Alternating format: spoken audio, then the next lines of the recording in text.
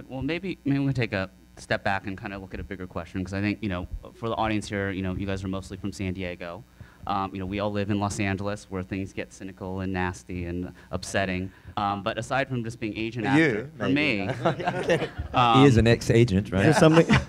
So, but Is there something you want to get off your chest there, Kevin? Yeah. But you guys are, unbelievably successful just as actors. Forget the fact that you're Asian. I just like to kind of communicate in the group, what would it take to just be an actor in Hollywood? And Harry, for yourself, you're an actor dancer. So there's a lot of work, and we also have the challenge, let's say, of maybe our ethnicity sometimes does or doesn't play that challenge. But let's just talk about acting in LA. What's that like? How hard is it? How easy is it? And how have you guys found it, rewarding or not?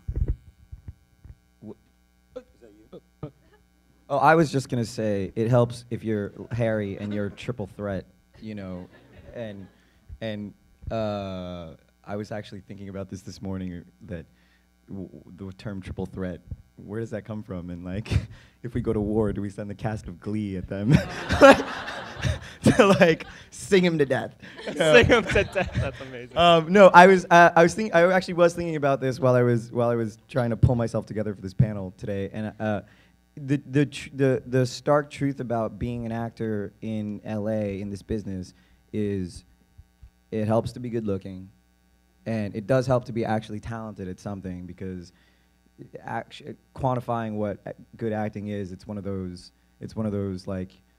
what they always say about porn, you can't define it, but you know it when you see it, So Oh, we can define porn. Yeah. Oh, I think we can define porn, yeah.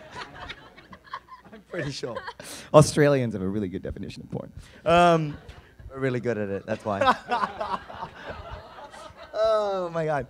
So no, just that it is a very, very difficult thing, but I feel like people ask me, and I would assume all of us all the time, how do I get into it or whatever, and I don't know that there's really an answer to it, but if I was gonna be very honest with everyone, LA is a town or Hollywood is a business of good-looking people and really talented people, and it does help. In Harry's case, to I kind of wish I could hit a button and turn into him so I could dance whenever I'm at, just if there was guys, I'll be right back. Harry's gonna take over for a little bit. So Harry, for you, did you how did it actually start for you?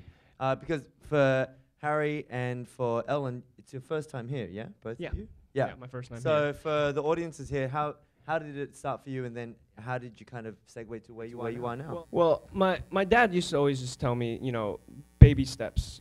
Anything you do, take baby steps, and I think it works out with any industry you go to, and especially in this industry.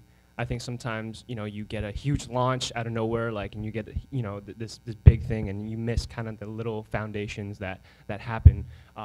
And for me, I came here in '01 in LA to act, and all of a sudden I started, saying, oh, I can kind of dance, so let me go to these random dance auditions, and all of a sudden I was doing tours and doing these little commercials, and dancing kind of took over for me. And what was the cool part is that, I did a lot, I failed a lot miserably, but luckily I was in the background where no one saw it.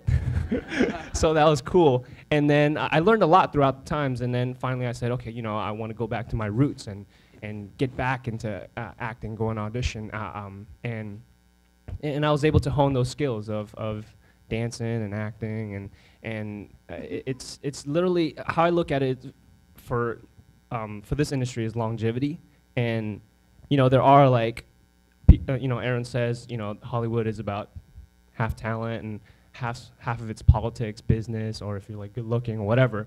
But I think it's just being well balanced in all, and then you'll have that longevity. So, which I'm hoping to have, and I can see a lot of the actors already have it too. Let's see, CS, you are a Yale-trained actor, and Yes, I am. Yes. You better wear that T-shirt, mate. You better wear that. So, from professionally speaking, how did that help? Did it help? Was the extra couple years worth it? Absolutely. How did that change your life? Well, I kind of want to go back to if you ever read David Mamet, a playwright, wrote this book about filmmaking, and he has this philosophy that he doesn't believe in graduate schools or education. If you want to be a filmmaker, just do it. And I think in a way that's kind of true, because going to Yale allowed me 3 years of training my craft and working with these brilliant teachers, and I didn't have to worry about anything else. I didn't have to worry about paying the rent or whether I had a family or it's just 3 years of free, just like concentrate on your. And then you just on your owe them craft. $1 million. Yeah. So I mean, if you can do that in real life, and I say this to everyone that's aspiring filmmakers and actors, if you can get 3 years of your life and study your craft and not have to worry about anything else, then do it. Don't go to grad school. But in reality, that's probably difficult for most people, unless you're super rich, But so I mean, in a way, graduate school for me was just a time to experiment and hone in the craft. And I know it's a little bit difficult to see from the clip, but it's not easy being Harry's body double. But it did. The training really helped me, and they CGI'd his face, and But so yeah, no, I can dance too, and the Yale training. He's jealous because he went to the other Yale. It's called NYU. Yeah. True fact, Charlie, I knew Charlie. Okay, good. I knew Charlie from when he applied to both NYU and Yale. And when he went, I won't go into all the detail, don't worry, Charlie. But when he got into both schools, yes, he got into both. He called me out of the blue and asked me all about the NYU training program. Couple days later, he went to Yale. The conversation went like, so you're at NYU, yeah? And I formally thank you for that.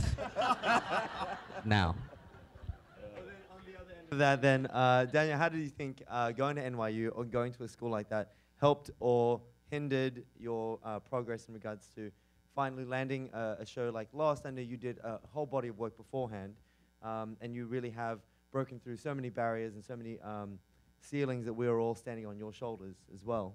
And the next generation will stand on our shoulders too. But how do you think Yale or NYU helped you or did not, and to where you are now? Well, I actually agree with CS. I think that, half the battle of getting good at anything you want to do is practice. And, the more you get to do something, the better you're going to be at it. And the fact that we can be in a conservatory program for 3 years and do nothing but work at the thing that you love and want to dedicate your life to, it's an invaluable experience. If you can do it, it's not for everybody. I really don't think so. It's a very intense situation where you're living with 20 people. It's kind of like the real world now that I think about it. You're living with 20 people, for 2 or 3 years, and you may not get along. There are politics, it's school, that long hours, but if you want to dedicate yourself, and Harry was talking about longevity, and you are concerned with longevity, you have to create a foundation for yourself that's as strong as possible. And I think for me and for CS, grad school was that foundation. And the second thing for me was, this is a personal thing, is that confidence is so important when you're on screen or when you're on stage or whenever you're doing what you want to be doing. And the thing I loved about NYU was it gave me the confidence, after 3 years to say, you know what, I can do this. I belong on this stage. I belong on screen. I can be up there legitimately with everyone else. And whatever gives you that confidence, whether it's grad school or something else, I highly suggest you do it.